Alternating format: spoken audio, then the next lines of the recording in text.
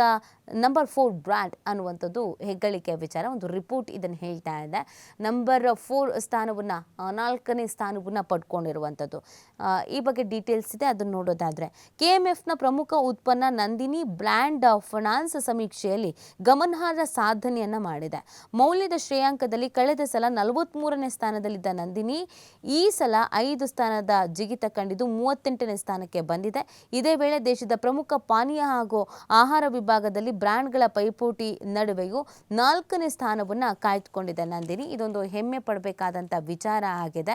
So ನಮ್ಮ ನಂದಿನಿ ಯಾವ ರೀತಿಯಾದಂಥ ಹೆಗ್ಗಳಿಕೆಗೆ ಕಾರಣವಾಗಿದೆ, ಏನೆಲ್ಲ ಸಾಧನೆಗಳಿಗೆ ಕಾರಣವಾಗ್ತಾ ಇದೆ ಅನ್ನೋದನ್ನು ಇಲ್ಲಿ ಹೇಳಲಾಗ್ತಾಗಿದೆ. ನೋಡಿ, ಭಾರತದ ಅಗ್ರ 100 ಬ್ರ್ಯಾಂಡ್ಗಳ ಪಟ್ಟಿಯಲ್ಲಿ ಕಳೆದ ವರ್ಷ 43ನೇ ಸ್ಥಾನದಲ್ಲಿ ನಂದಿನಿ ಇತ್ತು. ಬ್ರ್ಯಾಂಡ್ ಮೌಲ್ಯ 107.9 ಕೋಟಿ ರೂಪಾಯಿಗೆ ಏರಿಕೆ ಆಗಿತ್ತು. ಕಳೆದ ವರ್ಷಕ್ಕಿಂತ 13.90 ಕೋಟಿ ಹೆಚ್ಚಳ ಆಗಿದೆ. ಆಹಾರ ಪಾನೀಯ ಬ್ರ್ಯಾಂಡ್ಗಳ ಪಟ್ಟಿಯಲ್ಲಿ ಕಳೆದ ವರ್ಷವೂ 4ನೇ ಸ್ಥಾನವನ್ನು ಪಡ್ಕೊಂಡಿತ್ತು ನಂದಿನಿ. ಆಹಾರ ಪಾನೀಯ ಬ್ರ್ಯಾಂಡ್ಗಳ ಪಟ್ಟಿಯಲ್ಲಿ ಅಮೂಲ್, ಮದರ್ ಡೇರಿ, ಬ್ರಿಟಾನಿಯಾಗೆ ಕ್ರಮವಾಗಿ ಮೊದಲ 3 ಸ್ಥಾನ ಸಿಕ್ಕಿದೆ.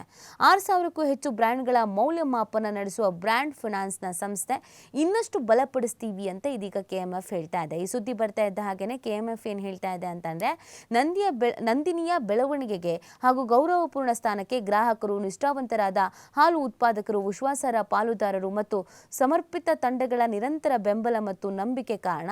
ಪ್ರತಿದಿನವೂ ನಾವು ಮೌಲ್ಯ ಘೋಷಣೆ ಮತ್ತು ವಿಶ್ವಾಸಾರ್ಹತೆ ಒದಗಿಸೋಕೆ ನಿಸ್ಸಂದೇಹ ಬದ್ಧರಾಗಿದ್ದೇವೆ.